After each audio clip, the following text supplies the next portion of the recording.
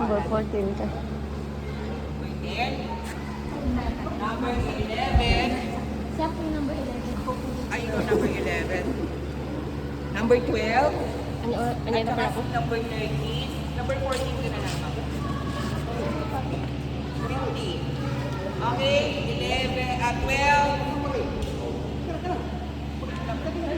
13. 10.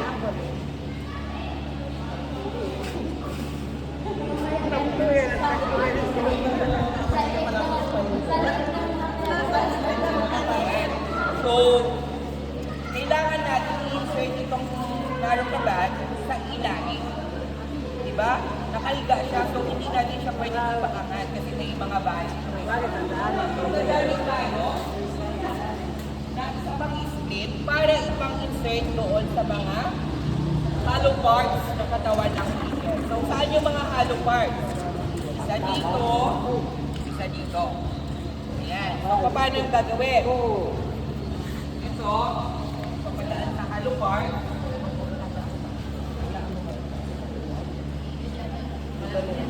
Ayun, no? Pagka-insert mo, kunin ito, ilahin din. Then yung ibabaw na S, kukunin mo. Tapos ito. So, same lang dito po, pag-insert mo. Hindi naman sa part na.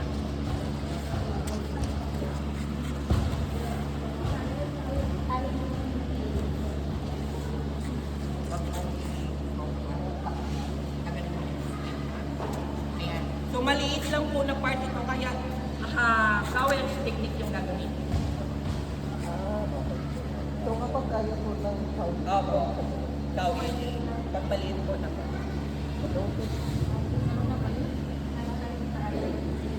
Na po. Pwede na po yan.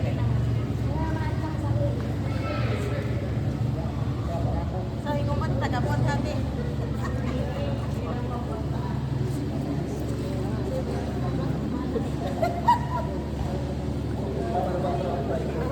Ayan. So, ngayon, pag natin dagdagan, kasi kawawa na si patient, sasakay na natin siya sa spineboard. Oh, siyempre, anak kong ginawa. Ay. Anak kong ginawa. Hanggang sa una.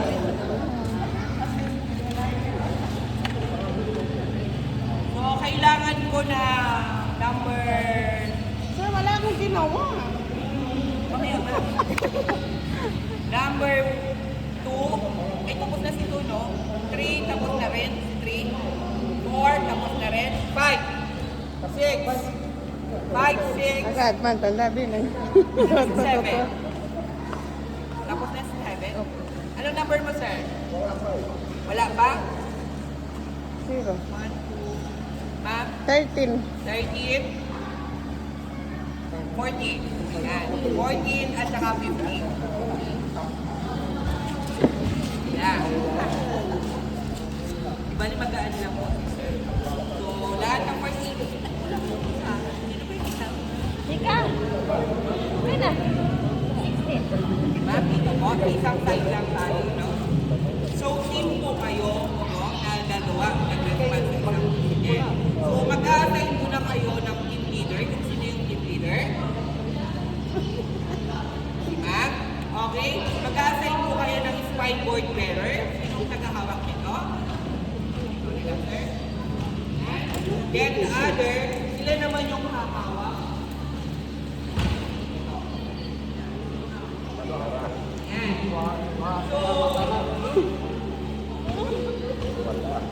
si team leader, mag-a-assign siya ng hahawak ng head part ng patient. No? So, yan. So, tatay lang. No?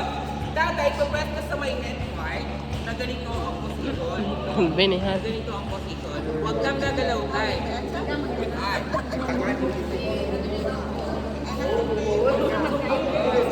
Stabilize po tayo. Kailangan na-stabilize yung head. Pangalawa, yung may hawak na sikolar. Ha? So, ang sikolar, yan. Sa sikolar, yan. Una pong itong mahaba. Mahaba. Tapos, kailangan yung babas ng patient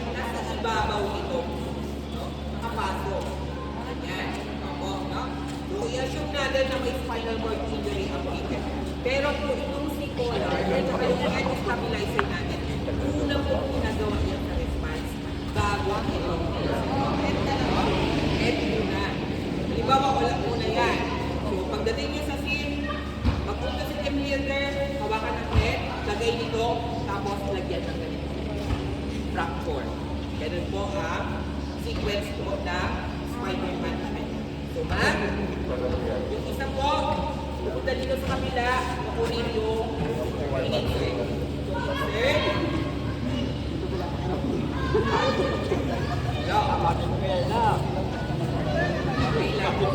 Yan, lang.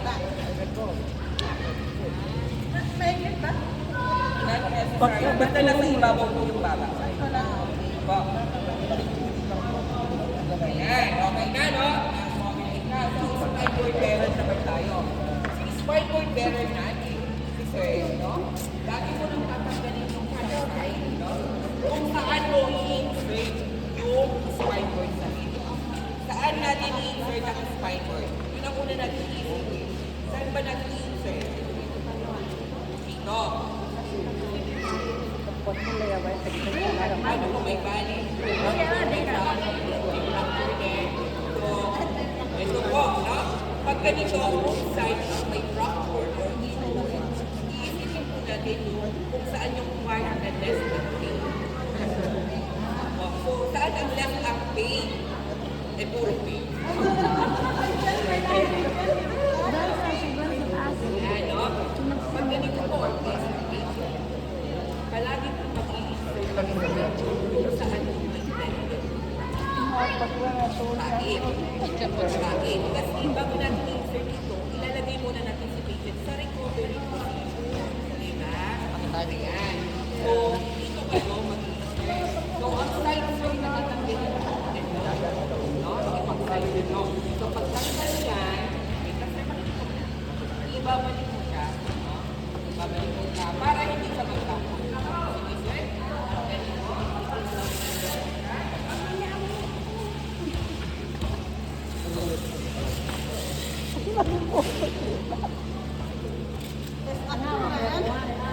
Ipalaman mo yung labas.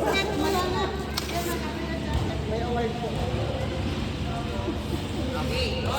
So, kung pwesto, spineboard bearer. Yan. Ganito po ang pwesto mo dito ay. Ganito po, no? Ganyan ang pwesto. Yung remaining mga first aiders sa kabilang side naman.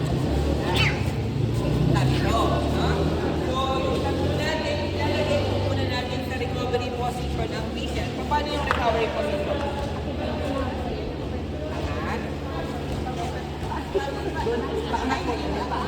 Ito,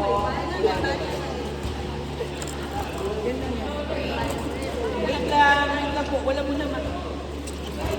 Kasi itilak po yan, spinal cord injury. Ngayon, kayo, hawak kayo sa kabilang side. Yan, wait lang. Yung kamay.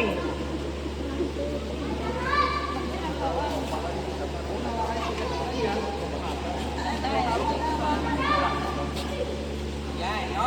So, ang magkukuman po dito ay yung nasa medyo. Kasi na yung spinal cord injury. Lalangin mo pero halimbawa ako na muna. No? So, here, tatagilin natin yung patient. Ready? Sakot? Ready. So, ang sasabi nyo lang, ready or standby. Pag ready, ready. Pag hindi pa ready, standby. No? So, here, tatagilin si patient. Lalagay sa sideline position or recovery position. Spineboard bearer, ready ka? Ready. Okay, on my command. 1, 2, 3. Tagilin. Third, baba. Okay lang na hindi nakaayos. Talagang ganyan. Sir, tag-alan mo to. Ibabalik. Ayos. Balik doon. So, dito na papasok yung push and pull technique. No? Pag sinabing push and pull technique, slide lang natin siya pababa, slide pataas, hanggang makarating po siya sa center. Hindi siya bubuhatin, kundi slide lang siya. Okay. On my command, here, by command, ang hawak niyo po. Dito po. Dito po. Yan, ayan. uniform ko, ma'am, ha? Yan, yan, dyan sa baba. Okay, team. Slide pa baba. 1, 2, 3. Down. Slide pa taas. 1, 2, 3. Up. Nasa center naman ba? Okay, ngayon, secured natin. Sir, isa muna ha.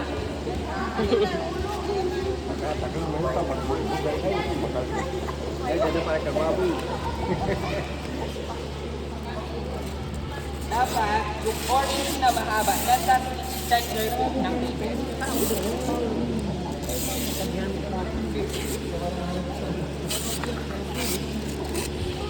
So, ito, medyo delikado po yan. Napanok yun, nahulog yun. Huwag mo lang munang maglalak, ha?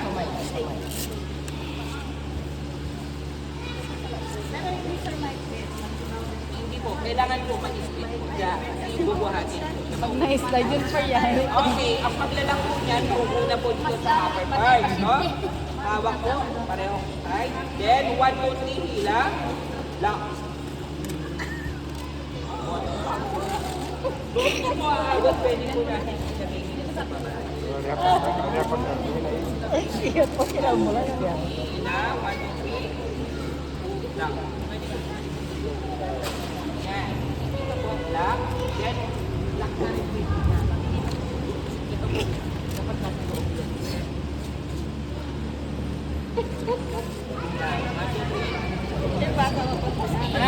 Na-secure na ba? So yung apat po, abal sa isang side,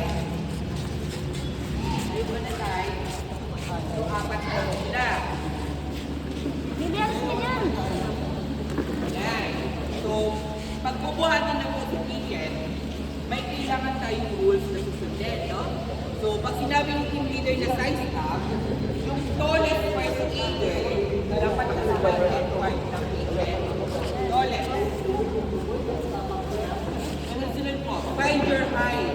Yung shortest nasa